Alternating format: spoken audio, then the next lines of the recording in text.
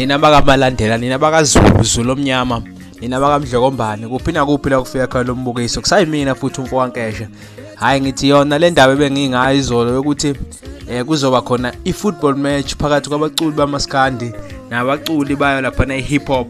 Ngathi ke lezo zindaba seyiqinisekiwe futhi sekutholakala nabadlali noma ke bengakaphumeleli bebe u11 kodwa bona sebekhona abadlali because there are more players joining in from both umaskandi kanye ne-hip hop. Kuzoba i-match nje yomhlaba ngempela. Siyafisa ke nathi singathola noma kuyi-10 mhlawumbe sihambe soyi-broadcaster le game whether nge-audio or whether nge-television kuyobonakala phambili.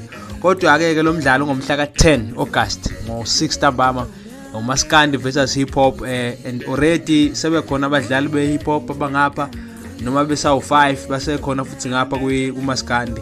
Abadlali abakhona ngapha kumaskandi kukhona owayumdlali we-Orlando Pirates uPhumuzo Manenze, bese kuba khona uMfokazondo Ntencane, kube khona uMfokaDlamini Inkosi Amagcokama, kube khona uNjoko noDuma Kahle, bese kuba khona ke uBhuti uDuma Kahle, bese kuba naye uKhuzani.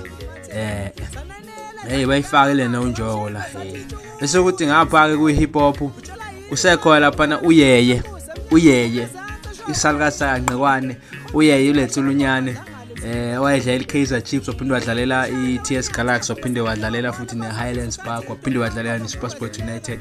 Kanti vele wayekade edlalela iJomo Cosmos ngaphambilini kodwa udume kakhulu kulo iqembu lawo lapha iKaizer Chiefs.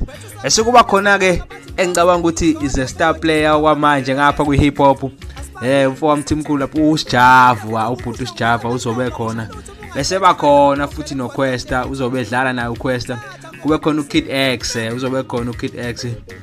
Bese kuba khona noTouchline ngapha ngakwi-hip hop. Futhi kahle kahle kusabophelwe kodwa ke isakhona ikhala kusafuneka kutholeke abanye ke abadlali.